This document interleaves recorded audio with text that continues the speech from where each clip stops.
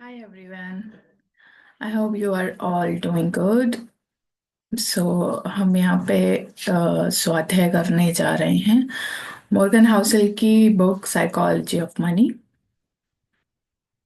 मैं एक पीपीटी के थ्रू प्रेजेंट करूँगी जो बहुत ही शॉर्ट एंड क्रिस्प में आपको वो क्या कहना चाह रहे हैं, क्या वो विजडम शेयर करना चाह रहे हैं, वो सब आप लोगों को पता चलेगा। ठीक है, लेट्स स्टार्ट।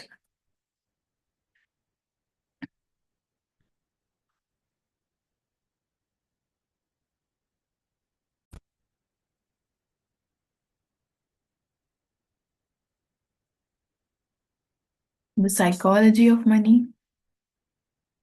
ये बहुत ही प्रोमिनेंट बुक है और बेसिकली ये बात करती है कि आपका बिहेवियर मनी के साथ कैसा है। राइटर हैं मॉर्गन हाउसल, जो वॉल स्ट्रीट के जर्नलिस्ट रहे हैं और उनको 2 बिजनेस अवार्ड्स भी मिले हैं।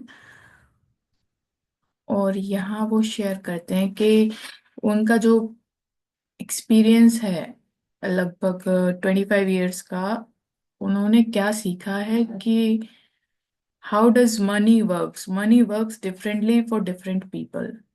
So start.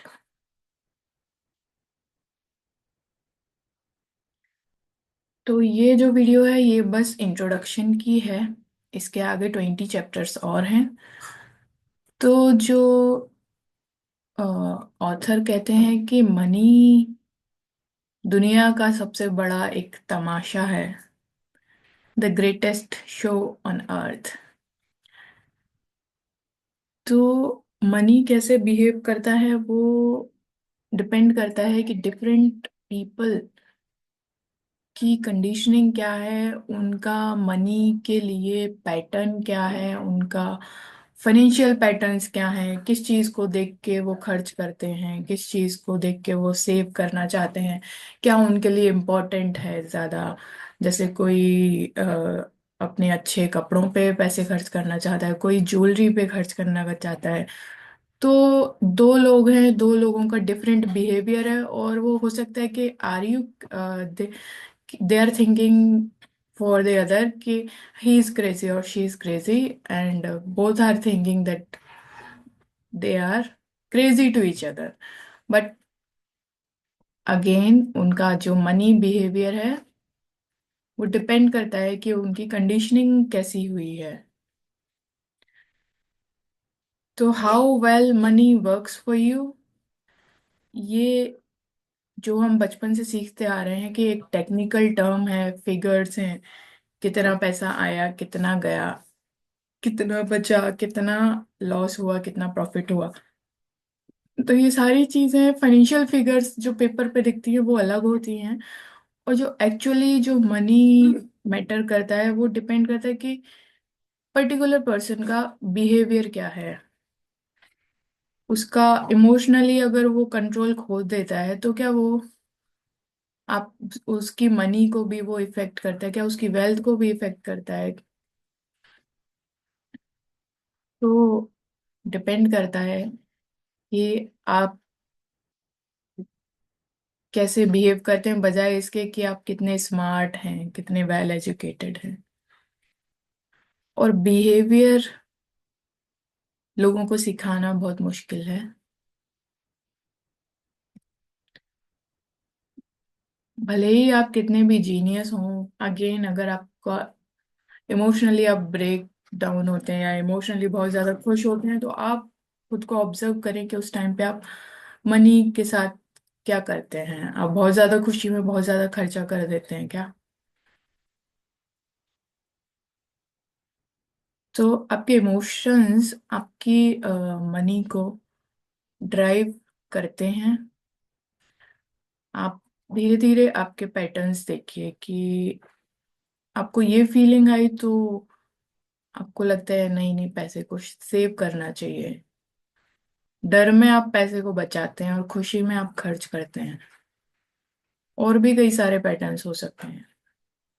कि जब आपके पास पैसा आ रहा है तो आपको कैसा फील हो रहा है, जब आप खर्च कर रहे हैं तो आपको कैसा फील हो रहा है, क्या आपका जो माइंडसेट है वो अबंडेंट है।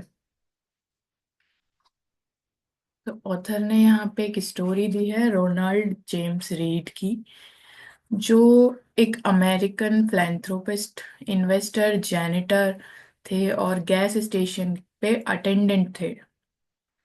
और at the age of 92 when he died, he had such investment of $8 million that he made headlines.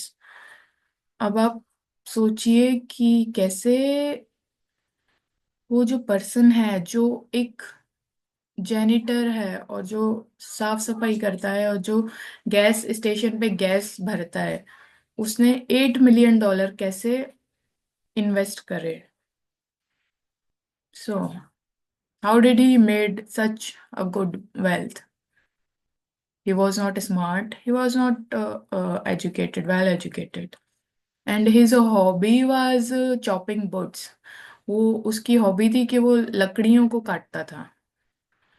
तो अगेन हम बुक में जानेंगे बहुत सारे सीक्रेट्स।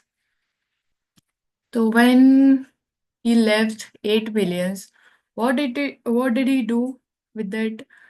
वो अपने 2 मिलियन अपने स्टेप किड्स, उसके जो स्टेप किड्स थे, जो उसके बच्चे थे, उनको दिया उसने, और 6 मिलियन उसने हॉस्पिटल्स को और लाइब्रेरी को दिया। तो एक लेसन ये है इसकी स्टोरी से कि आपको डोनेशन भी करना है। और एक कहावत है कि अगर बच्चे अच्छे हैं तो किसके लिए जोड़ना, और बच्चे अगर कपूत हैं तो किसके लिए आपको संचय करना है। एक स्टोरी और दी है, वहाँ एक जो पर्सन है वो अपनी बहुत रिच है, बहुत एजुकेटेड है, लेकिन वो उसका मनी का बिहेवियर उसके साथ ऐसा है कि वो जहां भी जाता है अपने आप को बहुत ज्यादा शेख ही बघाड़ता है और सब जगह अपना पैसा लुटाता रहता है। और एक पॉइंट ऐसा आता है जब वो बैंकरप्ट हो जाता है। तो यहाँ ऑथर ये बताने की कोशिश कर रहे हैं कि आप कितने एजुकेटेड हैं और कितने एजुकेटेड नहीं है, इसका आपकी वेल्थ से हो सकता है कोई भी रिलेशन ना हो। It all depends on how you behave, आपका बिहेवियर कैसा है। तो how did he mister read made such a good investment? What he did, he saved a little, little by little it grows, and he invested that money in blue chip stocks for decades. Means उसने blue chip stocks लिए थे और उसने एक longer term के लिए अपने stocks छोड़ दिए थे, उसमें इन्वेस्ट करते जाते थे और उसको डिकेड्स के लिए, फॉर डिकेड्स मतलब छोड़ दिए थे उन्हें। तो ये कैसे कैसे इन्वेस्ट है?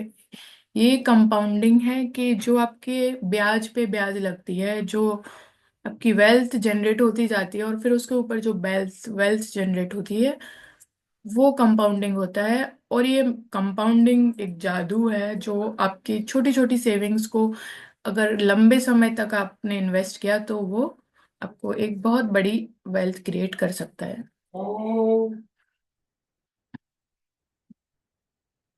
तो यहाँ पे ऑथर कह रहे हैं कि आपका फाइनेंशियल फिगर्स में आप कितने इंटेलिजेंट है, it doesn't matter how how wealthy you will be और हाउ वेल्दी यू आर।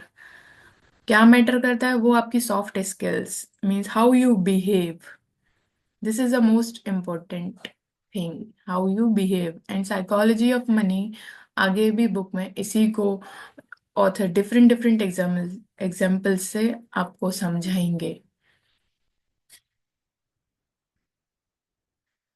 आपको पता होता है कि किसी सिचुएशन में क्या करना है, आपको पहले पता है। एक पार्ट ये है और एक पार्ट ये है कि जब वो सिचुएशन आती है तब आप क्या करते हो। दो डिफरेंट चीजें हैं। अगर आपको पता है क्या करना है और अगर वो सिचुएशन आती है तो आप वही करते हो, तो ये एक अच्छी बात है।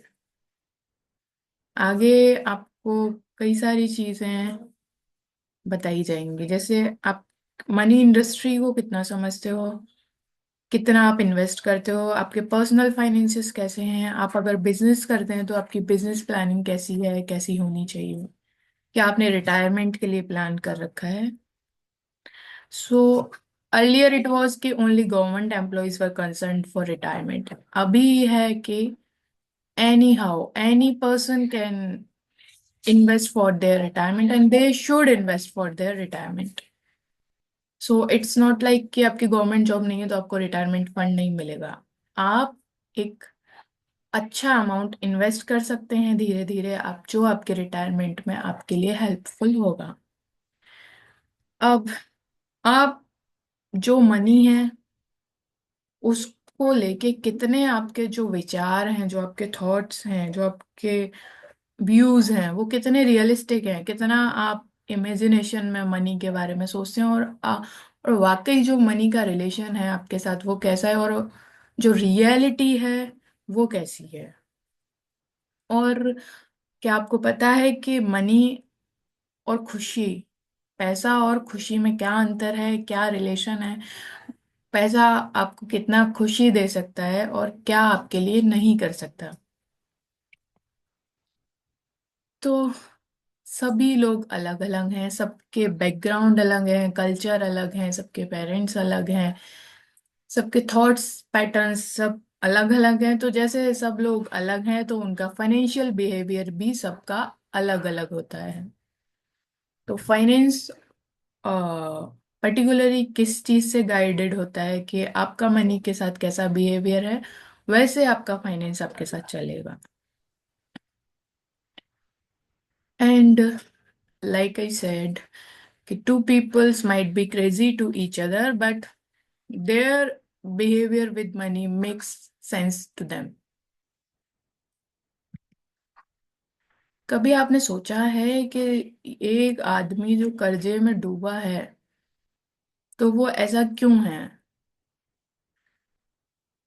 क्या आपको कैसे पता चलेगा ये को ऐसा क्यों है? ये कोई भी इंटरेस्ट रेट की आप स्टडी करो या कुछ भी फाइनेंशियल फिगर आप स्टडी करो, उससे पता नहीं चलता। आपको ये पता चलेगा कि उसकी हिस्ट्री क्या है, उसकी मनी हिस्ट्री क्या है, क्या वो लालची है, क्या वो इनसिक्योर था, क्या वो ऑप्टिमिस्टिक है या पैसिमिस्टिक है।